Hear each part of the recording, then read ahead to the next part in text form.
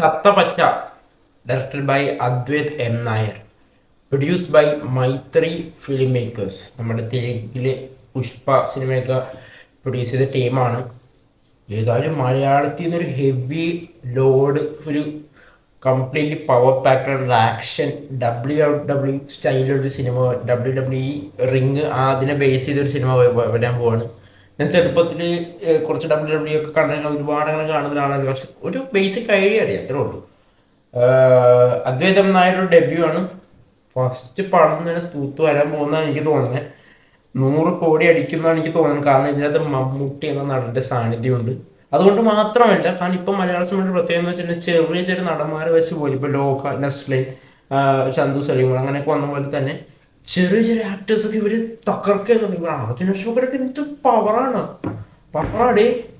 അർജുന അശോകൻ എനിക്ക് മറ്റേ തലവരയിൽ ഇഷ്ടപ്പെട്ടതാണ്. അർജുന അശോകൻ വേറൊരു വലിയ രോമാഞ്ചത്തിൽ ആ ഒരു ഇത് എക്സെൻട്രിക് ആയിട്ടുള്ള ഒരു ക്യാരക്ടറാണല്ലോ. ഇത്തിരി തലക്ക് സുഖമില്ലാത്തൊരു. അപ്പോൾ അർജുന അശോകൻ എക്സെൻട്രിക് ആയിട്ടുള്ള ക്യാരക്ടറും അടിപൊളി ചെയ്യും. പിന്നെ വേറെ ഒരു സിനിമ എനിക്ക് ഓർമ്മയില്ല, ഒരു സിനിമയ്ക്കകത്ത് അർജുന അശോകൻ ഭയങ്കര നൈസായിട്ടാണ് ചെയ്തു പോയിട്ടുണ്ട്. ഏതാ സിനിമയെന്ന് എനിക്ക് ഓർമ്മയില്ല. അന്ന് ഏതാ ആരെങ്കിലും അറിയാമെങ്കിൽ താഴെ കമൻറ്റ് ചെയ്യും. ഏതാ ഇതിൻ്റെ ട്രെയിലർ എന്ത് സാധനമാണ്. ശങ്കർ ഇഷാൻ ലോയാണ് ഇതിന് മ്യൂസിക് ചെയ്തേക്കണേ.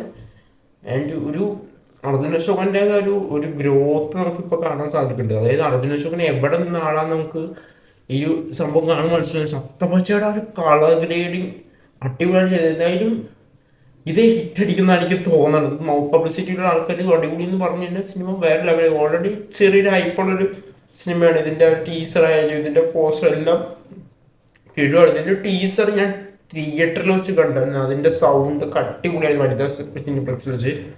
പിന്നെ മമ്മൂക്കാൻ്റെ ഒരു ക്യാമിയോ ഉണ്ടെന്നാണ് എനിക്ക് തോന്നുന്നത്. മമ്മൂക്കയുടെ ക്യാമിയോ ഉണ്ട്.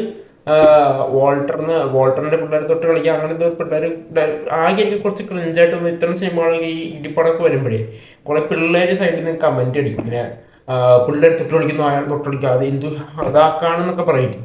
അതുപോലത്തെ സംഭവം എനിക്ക് കുറച്ച് കല്ലുകടിയായിട്ട് തോന്നാറുണ്ട് സിനിമകളുടെ പൊതുവെ.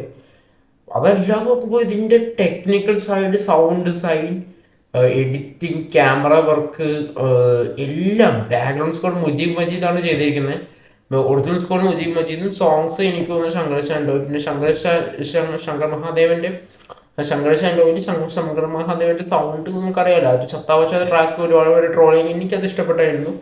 ഇതിലെല്ലാ സാധനം ഭയങ്കര ഇത് ഭയങ്കര പവറേഷ് എന്ന് പറയാൻ പറ്റുന്ന, പവറേഷ് എന്നൊക്കെ പറയാൻ സാധിക്കുന്ന ഒരു പവർഫുൾ ഒരു ട്രെയിലറായിട്ട് തോന്നിയത്. അയ്യോ സെറ്റ് സാധനം കേട്ടോ. അയ്യോ VFX, അതിൻ്റെ ഫൈറ്റ് സീനൊക്കെ അർജുന അശോകൻ ഇത്ര നല്ല ഫൈറ്റ് പറ്റുമെന്ന് എനിക്ക് അറിയേണ്ടതില്ല.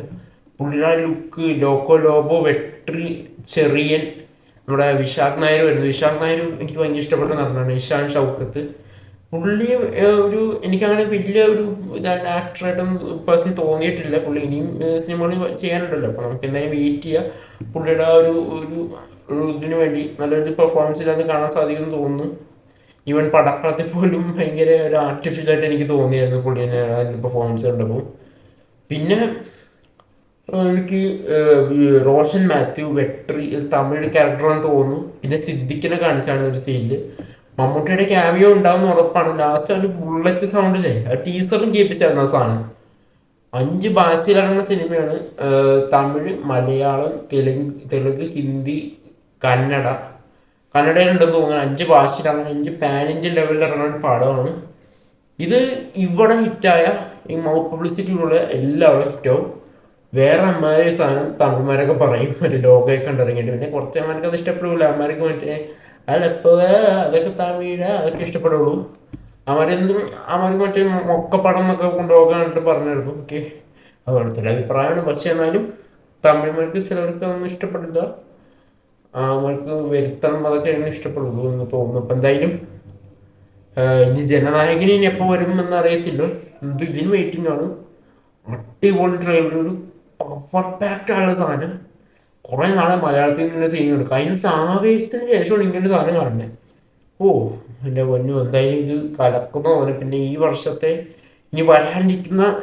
തുടങ്ങുമ്പോൾ തന്നെ ട്രൈ ആയി തോന്നുന്നു. പക്ഷേ ഇനി വരാനിരിക്കുന്ന സിനിമകളാണ് നമുക്ക് എന്താണ് ഒരു എനർജി കാണുമ്പോൾ എനിക്ക് മനസ്സിലായത്. ഈ ട്രെയിലർ എന്താണ് കണ്ടു നോക്കുക. ഞാൻ ആദ്യമായിട്ട് ഇത്ര എക്സ്പ്രസീവ് ആയിട്ടൊരു വീഡിയോ ചെയ്യണേ.